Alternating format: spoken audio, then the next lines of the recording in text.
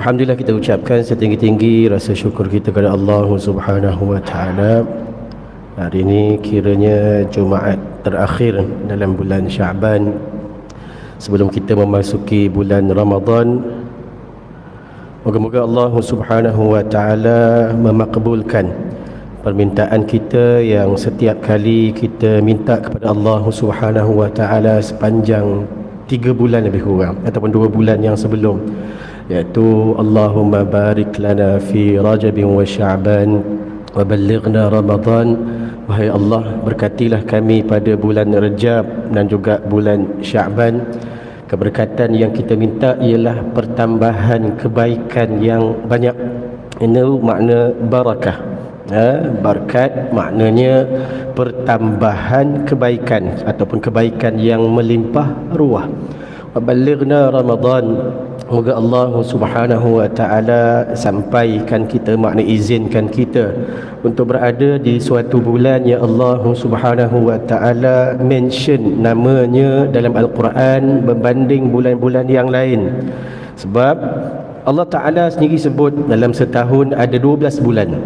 Inna iddatash syuhuri 'indallahi 12 syahran fi kitabillah. Sesungguhnya bilangan bulan dalam setahun yang kamu kira ada 12. Minha arba'atun hurum, ada 4 bulan yang dianggap sebagai bulan-bulan haram. Walaupun bulan haram itu satu bulan yang kemuliaan, tapi Allah tak mention nama. Tiba-tiba Ramadan Allah Subhanahu wa taala sebut secara spesifik namanya, iaitu syahrul Ramadan allazi unzila fihi al-Quran hudan lin-nas wa bayyinatin minal huda wal furqan. Tuan-tuan, walaupun orang kata Ramadan ni akan jadi tajuk klise, saya rasa subuh tadi pun kita dah bicara tentang andai ini Ramadan terakhir kita. Tapi nak tak nak, sebagai menyahut seruan Allah Subhanahu wa taala, wa tawassaw bil haqqi wa tawassaw bis sabr, kita berpesan-pesan dengan kebenaran dan juga berpesan-pesan dengan kesabaran. Maka nak tak nak, peringatan tentang Ramadan ini perlu senantiasa kita dengar. Sebab kita ini manusia yang kadang-kadang lupa. Dan kebanyakan ulama pun kadang-kadang bila datang menjelangnya Ramadan, mereka akan susun jadual kehidupan mereka untuk apa? Untuk pastikan peluang yang diberikan oleh Allah Subhanahu wa taala setahun sekali kita tak sia-siakan. Dan tengah hari ini saya nak tarik perhatian kita semua, termasuk saya yang bercakap, iaitu kita nak benar-benar Ramadan yang kita akan lalui nanti sebagaimana yang kita biasa sebut dalam berlafaz niat kita, lillahi ta'ala, kerana Allah Subhanahu wa ta'ala. Tuan-tuan, menariknya amalan puasa ini berbanding dengan amal-amal ibadat yang lain. Allah Subhanahu wa ta'ala nyatakan dalam satu hadis qudsi, kata Allah Subhanahu wa ta'ala, kullu amali bani adam lahu illa siyam fa innahu li wa ana ajzi bihi. Setiap amalan anak Adam itu untuk dirinya, melainkan siyam. Siyam ataupun sama ataupun saumun dalam bahasa Arab maknanya tahan diri. Disebut dalam Al-Quran adanya kalimah sumta, maknanya tak bercakap, dia tahan diri dia. So tuan-tuan, menarik saya sebut tadi, Allah Ta'ala kata amalan anak Adam ni yang lain semua untuk dirinya kecuali puasa. Ia untuk aku dan aku sendiri akan berikan ganjaran kepada orang yang melaksanakan puasa ini. Tuan-tuan, amalan lain kita boleh tunjuk ke orang. Datang semayang kan, kita datang semayang Jumaat ni, ramai nampak kita datang. Silap-silap kali tak datang pun nampak macam datang. Betul. Ada bukti kita datang semayang Jumaat, orang sebelah nampak. Kita bayar zakat fitrah, ada bukti, dapat resit lagi. Betul. Kita claim pula untuk income tax nanti, walaupun RM7 kan, claim juga, tak kira, dia kata asalkan boleh claim. Contoh, amalan yang lain, sedekah, walaupun kita sembunyikan macam mana pun, hakikatnya orang boleh tahu dan manusia boleh tahu. Sebab ada orang mungkin lakukan sedekah ni di hadapan orang lain. Ibadat umrah dan haji, hak tu confirm dah. Ya, ramai tahu sebab pergi umrah haji je confirm buat doa selamat. Satu kampung tahu. Satu kampung pergi hantar. Tu zaman-zaman duduk di Kelana Jaya tu, satu kampung Kelana Jaya tu. Sebab teman-teman nak hantar seorang pergi haji sebab excited sebab kampung dia tu bukan semua orang boleh dapat pergi haji. Tapi puasa, apa proof kita puasa? Tak ada proof. Nak kata lapar, saya lapar sekarang ni kan, dia penceramah tazkirah Jumaat ni dia nanya sikit makan sebelum Jumaat tak boleh kan, lepas Jumaat kena balik pejabat kan, contoh lapar. Sekarang lapar, semua orang lapar, tak puasa pun kita lapar. Letih tuan-tuan, tak puasa pun letih juga kita. Mengantuk, lagilah tak kira masa kita mengantuk, duduk je kira mata nak pejam, tak kira puasa. Maka apa yang membuktikan kita puasa? Sebab itu puasa ini Allah Subhanahu wa ta'ala gambarkan dia sebagai suatu amal ibadah yang sangat-sangat istimewa, sebab nak tunjuk dekat orang mungkin tak mampu. Tak ada bukti untuk mengatakan kita puasa. Apa bukti? Tak ada bukti. Maka sebab itu tuan-tuan, dalam nak kita jadikan amal puasa dan juga amal-amal yang lain itu lillahi ta'ala, dia memerlukan satu benda yang namanya ikhlas. Al-Quran dalam satu ayat menyebut wa ma umiru illa liya'budullaha mukhlishina lahuddin, dan tidaklah aku diperintahkan untuk menyembah, tunduk taat kepada Allah Subhanahu wa ta'ala melainkan mukhlis. Tuan-tuan, kalimah ikhlas daripada kalimah khalasa. Khalasa ni maknanya bersih, suci, tak ada apa-apa pun kekotoran, something yang pure, tak ada benda yang lain bercampur. Sebab tu suratul Ikhlas diberikan nama suratul Ikhlas, walaupun dalam suratul Ikhlas tak ada pun satu perkataan tentang ikhlas. Tapi kenapa dinamakan suratul Ikhlas? Sebab surah itu mengagungkan bahawasanya tidak ada Tuhan yang layak kita sembah, taat, berikan segala-galanya melainkan Allah. Allahus Samad, lam yalid wa lam yulad wa lam yakul lahu kufuwan ahad. Maka sebab itu tuan-tuan, dalam nak melaksanakan ibadah Ramadan nanti, sebab dalam Ramadan puasa itu ialah amalan tambahan. Amalan-amalan yang lain tetap ada. Salat 5 waktu tetap ada dalam bulan Ramadan. Tak ada pula mentang-mentang puasa salat 5 waktu dia KIV. Tak ada. Kan? Ibadat salat ditambah pula dengan ibadat salat sunat. Adanya qiyamul Ramadan. Nabi SAW sampai menyebut dalam satu riwayat, man qama ramadana imanan wa ihtisaban ghufira lahu ma taqaddama min dhanbihi, atau kama qala. Siapa-siapa yang qama, dia mendirikan Ramadan, maknanya dia berdiri lama untuk salat pada malam-malam Ramadan dengan penuh keimanan, wahtisaban, dengan penuh pengharapan akan ganjaran hanya dari Allah. Apa yang dapat? Tuan-tuan, walaupun dia harapkan ganjaran, yang dapat apa? Ghufira lahu ma taqaddama min dhanbi, yang dia dapat ampunan. Keampunan ni hakikatnya bukan satu gift kalau nampak dari sudut material, betul? Tapi inilah tanda keikhlasan. Sebab tu kita hari ini kita kena tengok diri kita. Mengapa kita melaksanakan satu-satu ibadah tersebut?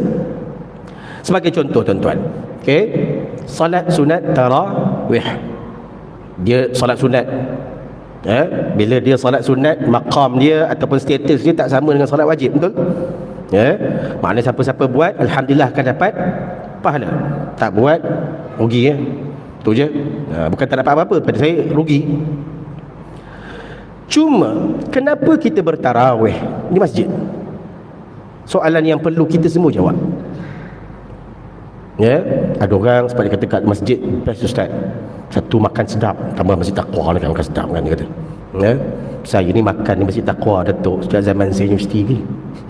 Saya sudah universiti Melaya kan. Dia siap susun jadual tu, Isnin Masjid Bukit Damansara, Selasa Masjid Bangsa, Rabu Balai Islam TNB kan, susun cukup 30 hari tu kenyang aku. Kan zaman tu Masjid Damansara masih pakai dom lagi. Tuan-tuan, saya ingat ada satu tahun tu siap kita ada gerai pambalik, saya terlupa dah. Tak, waktu murah. Komen. Ada saya ingat ada satu malam tu siap KFC sekotak seorang.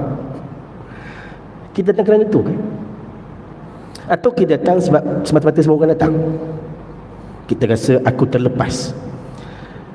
Saya selalu sebut, berapa ramai di antara kita, andai kita ada urusan, kita sanggup buat tarawih kat rumah? Sanggup tak? Sanggup tak kita bangun tarawih 20 rakaat kat rumah buat sendiri? Kalau tak sanggup, maknanya ada something wrong somewhere. Sebab dia amal sunat. Amal sunat ni ada masa kena buat seorang-seorang, tak ada siapa tahu. Sebab itu Nabi SAW hanya salat tarawih dengan para sahabat 3 malam je.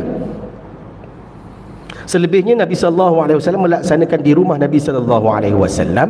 Dan antara alasan Nabi buat begitu sebab baginda Nabi SAW tak nak ia nampak macam perkara yang wajib. Maka Nabi SAW sendiri melaksanakan di rumah. Dan bila Nabi SAW melaksanakan di rumah, Aisyah dalam banyak riwayat dia kata, jangan kamu tanya tentang panjangnya, tentang eloknya salat malam Nabi SAW. Sebab tu dalam riwayat menyebut Nabi takkan lebih daripada 11 atau 13 rakaat salat malam Nabi. Ada 2 riwayat. Satu riwayat pada Ibnu Mas'ud, tak silap saya, dan riwayat pada Ibnu Abbas, yang mana kedua-dua ni waktu itu merupakan anak kecil, yang mana mereka duduk di rumah salah seorang mak saudara mereka yang merupakan isteri Nabi SAW. Bila mana Nabi bangun untuk qiyam, walaupun tak dinyatakan qiyamul lail itu qiyamul lail Ramadan ataupun yang lain, Nabi awalnya larang, jangan ikut. Kita ingat zaman kartun ada yang monyet nak makan makan cili tu kan, jangan monyet, jangan. Budak dorang ni, ada riwayat kata malam tu Ibnu Mas'ud yang ikut Nabi salat. Maka dia kata, aku pun ikut Nabi salat malam. Nabi pun angkat takbir, Nabi baca Fatihah satu-satu. Dan kata Ibnu Mas'ud, tak ada orang yang lebih elok bacaan Al-Fatihahnya melainkan Fatihah Nabi SAW. Kemudian Nabi menyambung bacaannya dengan baca suratul Baqarah, daripada ayat pertama sampai habis suratul Baqarah. 3 juzuk bang. 283 ayat tu 3 juzuk. Adakah Nabi berhenti kat situ? Tak. Nabi sambung dengan surah Ali Imran 200 ayat. So 5 juzuk 1 rakaat. Kemudian baginda rukuk, kata sahabat ini, rukuk Nabi hampir sama panjang dengan qiyam Nabi tadi. Sedangkan prinsip Nabi SAW, salat Nabi dengan jemaah, Nabi sentiasa akan sederhanakan salat. Tapi bila mana Nabi SAW solat sunat di rumah, baginda akan solat dalam keadaan yang terbaik di hadapan Allah Subhanahu wa ta'ala. Baik. Ada riwayat yang lain menyebut, kata Aisyah, Nabi SAW setiap malam akan solat malam. Qiyamul lail ni wajib bagi Nabi SAW. Kita sunat sunat tu pun rasanya Ramadan kot baru buat, ataupun sebab malam-malam akhir. Kalau masjid tak buat, taubat lahum dia pun nak buat. Kata Aisyah, bila Nabi bangun malam, dia tak kejutkan aku. Walaupun kadang-kadang Aisyah antara sedar tak sedar tengok Nabi salat malam. Bila Nabi SAW kejutkan Aisyah, Nabi hanya kejutkan Aisyah tak kala mana Nabi salat witir. Kalau kita lah rasa-rasanya bangun tahajud tu update status dah, sudahkah anda bertahajud? Kita, saya mungkin. Maka sebab itu tuan-tuan, dalam soal ini kita kena tengok balik, adakah kita benar-benar ikhlas beribadah kerana Allah dikala ada orang ataupun tak ada orang lain. Ini satu benda yang sukar. Sebab tu saya sebut, tuan-tuan, ada masa mungkin tuan-tuan kena cabar diri, tak datang masjid 1-2 malam, solat tarawih sendiri rumah. Buka Quran depan mata tu, cuba solat sendirian. Adakah kita mampu untuk berdiri 23 rakaat sebagaimana kita berdiri di sini pada waktu berada di masjid? Kalau tak mampu, maknanya kita masih belum ada kekuatan untuk bersendirian dengan Allah Subhanahu wa ta'ala. Sedangkan Allah Ta'ala sangat menyukai akan amal-amal sunat, terutamanya kita lakukan dalam keadaan orang tak nampak. Benar ada amalan yang perlu kita zahirkan, kita ekspres, kita tunjuk kat orang. Sembahyang berjemaah wajib, ya, dia kena tunjuk kat orang sebab kena sembahyang sama-sama kan. Zakat fitrah, zakat dia kena bayar daripada orang. Tuan-tuan tak boleh tinggalkan zakat depan rumah orang je, kan tulis ini zakat, tak boleh. Tuan-tuan pergi depan rumah Amil kan, letak duit depan tu, tuan-tuan pun tulis surat ini zakat fitrah saya tahun ni, tak boleh. Haji umrah confirm dah, tak boleh buat tempat lain. Tapi amal sunat nak tak nak memang kena buat di belakang orang lain. Kenapa? Di situlah menguji tahap iman kita, adakah benar-benar kita buat kerana Allah Subhanahu wa taala. Saya ambil satu contoh yang lain lah. Ni kadang Jumaat di Malaysia ni, qabliyah Jumaat ni tahap-tahap tu macam sunat muakkad lah. Kalau tak bangun tu rasa bersalah, betul tak? Walaupun hukumnya perbincangan ulama panjang, tapi yang paling afdal, yang muakkad ni lah ba'diyah. Tapi bila kita tak salat qabliyah, rasa bersalah tak? Rasa bersalah kenapa? Sebab orang tengok kan, betul tak? Sedangkan sepatutnya kalau kita meyakin akan hukumnya sedemikian, nak takut apa? Sebab Allah yang tengok. Ba'diyah sebagai contoh, muakkadah. Berapa ramai yang kalau dia ada halangan, contoh kan mungkin dia parking betul-betul halang orang, sebab parking halang orang tu satu dosa. So tuan-tuan yang parking halang orang sekarang, lepas habis salam ni tu keluar, jangan sibuk nak sembahyang ba'diyah pula. Tapi soalnya balik rumah boleh tak ba'diyah ke rumah? Kalau tak boleh, kita kena tanya diri kita, di mana iman kita? Adakah kita solat ba'diyah tu kerana ada di masjid? Sedangkan ba'diyah boleh buat di rumah. Dan sunnah Nabi SAW, qabliyah baginda, ba'diyah baginda, semua di rumah. Sunnah rawatib Nabi SAW semua di rumah. Nabi selesai qabliyah baru baginda keluar rumah untuk tunaikan salat fardu dengan sahabat. Sebab tu ulama mengajar kita agar banyakkan amal-amal sunat dalam keadaan orang tak tahu. Itulah antara latihan untuk jadikan kita benar-benar nak jadi orang yang ikhlas. Selain daripada kita berdoa kepada Allah Subhanahu wa taala, sebab doa mampu akan jadikan senjata untuk apa? Untuk kita mendekatkan diri lebih ikhlas kepada Allah Subhanahu wa taala.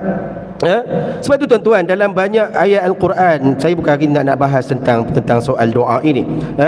Para anbiya alaihimus salatu wassalam, bila mana mereka berdoa kepada Allah, doa mereka itu mereka laksanakan betul-betul kepada Allah Subhanahu wa taala.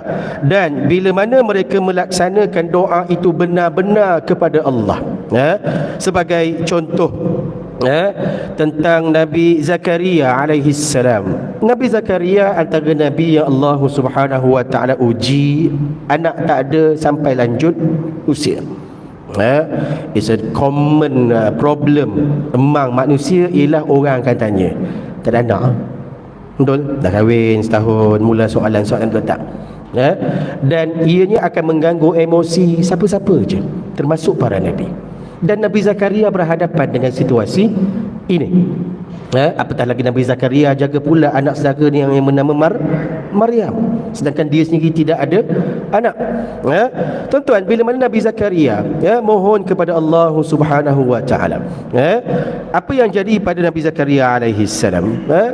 Dia mohon dan dia minta sungguh-sungguh dengan Allah. Allah Taala menjawab, fastajabna lahu wa wahabna lahu Yahya wa aslahna lahu zawjah innahum kanu yusari'una fil khairat wa yad'unana raghaban wa rahaba wa kanu lana khashi'in. Tuan-tuan, makbulnya doa ini, kenapa? Sebab yusari'una fil khairat. Pertama, dia bukan semata-mata faktor doa yang dilaksanakan oleh baginda. Baginda yusari'una fil khairat. Yusari'una fil khairat ni maksudnya orang yang bersegera melakukan kebaikan. Dia tak tangguh, kejap lagi tak. Selagi boleh dia akan cuba dapatkan yang terbaik. Sebab tu tuan-tuan yang datang sembahyang Jumaat ni kan duduk kat belakang, datang depan lah. Sebab depan ni banyak pahala. Dia sibuk mempertahankan tiang seri untuk dia bersandar kan. Contoh. Kalau ada masalah kesihatan tu cerita lain lah. Tapi kita nak pahala. Yusari'una fil khairat. Nampak tabung dia lah orang pertama. Nampak apa saja benda yang boleh buat baik. Okey. Wa yad'unana raghaban wa rahaban. Dia berdoa kepada Allah Subhanahu wa taala raghaban wa rahaban, bersungguh-sungguh doa. Wa kanu lana khashi'in, dan dia buat ibadah itu semua khusyuk. Apa maksud khusyuk? Khusyuk ni maknanya kita menumpukan sepenuh perhatian tanpa fikirkan benda yang lain. Benda lain tu tak penting. Tuan-tuan, kalau kita tengok bola, sebab hari ni semua orang lelaki kan senang ceramah kan. Kita tengok bola, waktu penyerang dah masuk kawasan D, orang lain cakap apa kita dengar, tapi kita avoid untuk dengar. Betul? Why? Sebab kita nak fokus. Maka itu khusyuk. Means segala benda kita nak fokus supaya tak terlepas akan setiap detik. Waktu penyerang tu gelicik masuk, sebab terlepas satu detik lah pergi. Dia tengok retake tu dia tak syok, dia kena tengok live tu baru syok. So itu khusyuk, maknanya dia menumpukan sepenuh perhatian kepada Allah Subhanahu wa taala. Soalnya kita termasuk saya yang bercakap, dan lebih-lebih lagi saya bercakap, adakah benar-benar kita tumpu kepada Allah Subhanahu wa taala? Sebab Nabi sallallahu alaihi wasallam sebut dalam satu riwayat, dia kata kam min saimin laisa lahu min siyamihi illa al-ju'i wal atash. Berapa ramai orang yang berpuasa tapi puasanya tak mendapat apa-apa melainkan lapar dan dahaga. Betul, puasa itu menahan diri daripada makan dan minum, dan antara benda yang kita akan dapat tak kala berpuasa ialah kita akan lapar dahaga. Tapi lapar dan dahaga itu tak mendatangkan kebaikan atau benda yang kita sebut pahala. Why? Dekat situ kita kena soal diri kita, adakah benar-benar kita menyebut lillahi ta'ala sebagaimana yang Nabi sallallahu alaihi wasallam ajar kepada kita? Tuan-tuan, saya nak bawa beberapa kisah. Antaranya kisah seorang lelaki yang namanya Usairim. Usairim ni terkenal antara lelaki yang tak pernah salat tapi masuk syurga. Dia tak pernah salat dan tapi masuk syurga.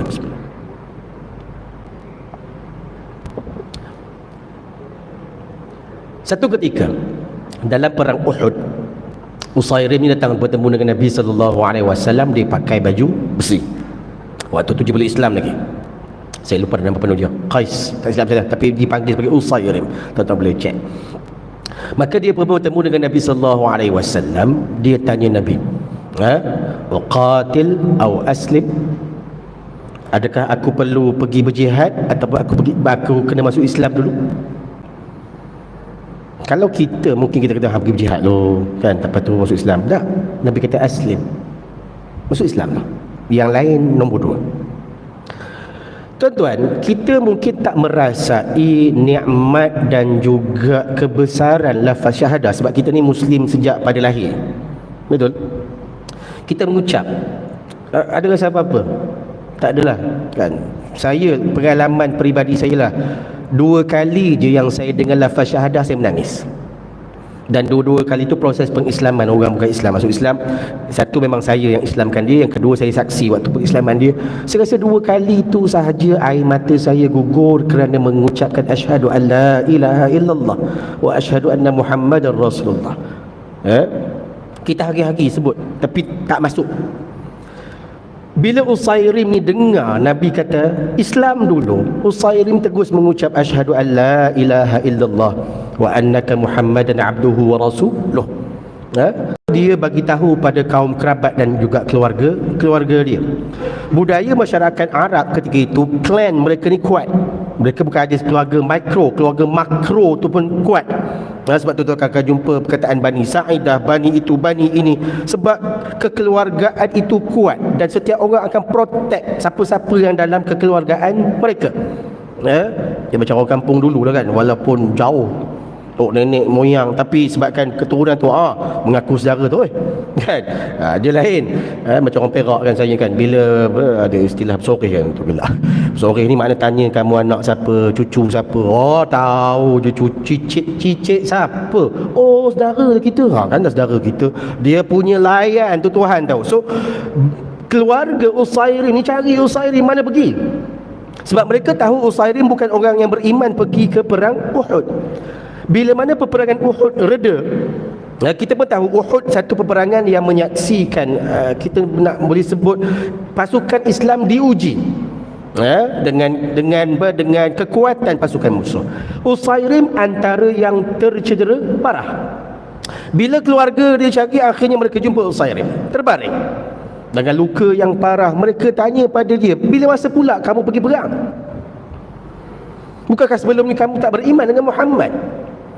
Usairim kata, tadi aku mengucapkan kalimah syahadah, dan kini aku telah pun berada jalan Allah.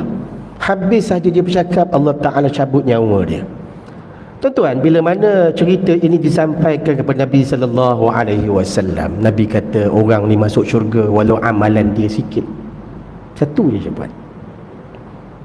Dia hanya sempat untuk berperang jalan Allah, amal lain tak buat pun, tapi masuk syurga dia. Sebab itu kita saya memetik kisah ini. Kenapa? Sebab waktu pengucapan syahadahnya itu, dia mengucapkan syahadahnya itu benar-benar kerana Allah Subhanahu wa ta'ala, bukan kerana yang lain. Maknanya dia buat tu sungguh-sungguh untuk Allah, bukan untuk yang lain. Dan kita kena ingat, ada orang yang pergi jihad tak masuk syurga walaupun dia terbunuh. Kenapa? Sebab dia bukan berjihad kerana Allah. Dia berjihad kerana nakkan nama. Dia berjihad kerana nakkan kemasyhuran. Banyak riwayat cerita tentang kisah-kisah sebegini. Sebab itu tuan-tuan, nanti bila di umum Ramadan akan menjelang, kita kena cek balik amal kita. Kita kena cek balik niat kita melakukan kebaikan itu kerana apa? Apatah lagi kita hidup di suatu zaman yang orang sebut sharing is caring. Betul? Saya ingatlah mungkin yang lebih senior daripada saya tu, yang sebab saya ni dulu juga pegawai di sektor teknologi pendidikan walaupun ustaz. So saya alert sikitlah bab-bab ni kan. Mula-mula ada internet, kita ada www kan. Waktu tu tak benda pun ingat lagi, waktu tu pakai kan. Kita ada website je. After that ada MIRC, chatting. Hak ngangguk tu pernah chatting tu. Lepas tu ada MySpace. Hak yang gelak tu dia tahu lah, ada MySpace. Kan. Kemudian baru masuk Facebook. Waktu tu pula telefon kita makin canggih, ada banyak platform. Okey, adanya Allahu Akbar. Lupa dah nama. Okey, macam-macam nama kan tuan-tuan.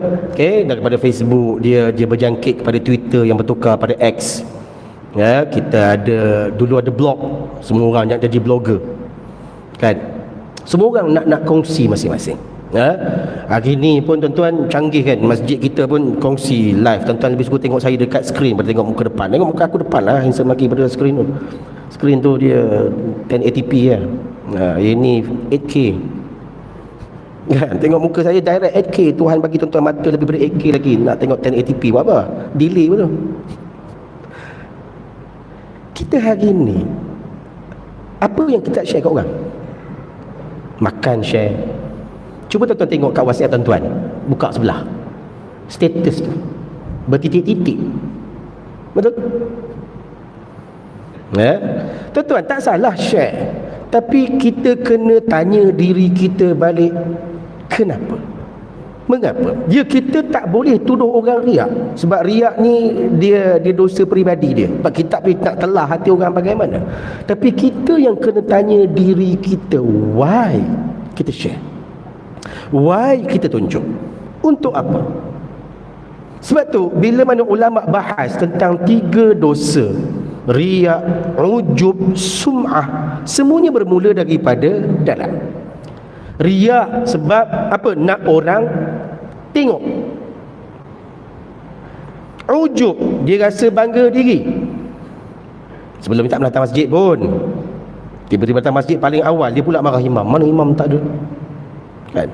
Sebab dia kali pertama datang sembahyang raya je. Ya, dia geng-geng ahli sunnat wal jumaat. Bukan ahli sunnah wal jamaah, dia ahli sunnat wal jumaat. Ya, so datang sembahyang raya, duduk pula depan, pakai macam saya kan, sebab semua samping apa semua kan. Dia pun marah, mana imam tak sampai-sampai. Padahal tak mengaji hukum. Imam sunat datang last sekali. Imam tu VIP, dia datang last sekali. Dia datang, dia tunggu ke depan, tunaikan solat. Hang dia hak perasan hang datang awal hari tu, padahal orang lain datang awal lama dah. Ha? Ada perasaan ujub. Ya. Bagi peringatan. Tak apa, tak ada masalah. Kita ada perasaan sum'ah. Suka orang sebut pasal kita. Kembar kan, istilah dia kan. Hati je seronok orang sebut. Tuan-tuan, benda-benda inilah nanti yang boleh ganggu ibadah kita. Kita nak kita keluar dalam Ramadan nanti, biarlah kita hamba yang benar-benar ibadah kita kerana Allah. Sebab tu saya sebut tadi, ada amal tunjuk dekat orang, tapi banyakkan amal yang kita simpan hanya Allah Subhanahu wa taala sahaja yang tahu. Orang lain semua tak tahu. Payah, memang sukar. Tapi itulah nanti hasilnya yang kita akan tuai di akhirat nanti. Sebab apa? Sebab keikhlasan kita lah nanti yang akan menjadikan kita dapat ganjaran pada Allah. Last 2 minit. Tuan-tuan baca surah Yasin kan? Dalam surah Yasin ada kisah seorang lelaki, Habibun Najjar, yang hanya dia seorang saja beriman, tak kala mana orang lain tak beriman. Bila mana dia zahirkan keimanan, akhirnya apa jadi pada dia? Dia bunuh.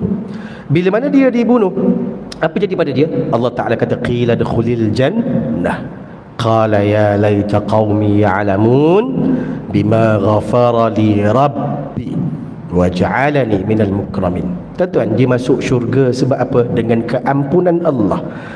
Dan kerana Allah Ta'ala jadikan dia orang mulia, maka dia jadi orang ahli syurga. Dan dia kata, ya laita qaumi ya'lamun, alangkah baiknya kalau kaum aku tahu akan apa yang ada dalam syurga. Maka insya-Allah kita sama-sama doa pada Allah agar Allah Ta'ala jadikan kita orang yang benar-benar ikhlas, taat hanya kepada-Nya dalam ibadah hanya kepada-Nya, tanpa kita perlukan proof kepada orang lain ataupun kita perlukan apa saja approval daripada orang lain. Yang daripada Allah Subhanahu wa taala, yang kurang saya mohon ampun dan maaf. Aqul qawli hadza wa astaghfirullahal azim li wa lakum. Assalamualaikum warahmatullahi. Kita tangguhkan kafaratul majlis dan suratul asr. Subhanaka wa bihamdika asyhadu an la ilaha illa anta astaghfiruka wa atubu. Bismillahirrahmanirrahim. Wal 'asri innal insana lafi khusr illa alladziina aamanu wa 'amilus shalihaat wa tawassaw bil haqqi wa tawassaw bis sabr. Shadaqallahul 'azim.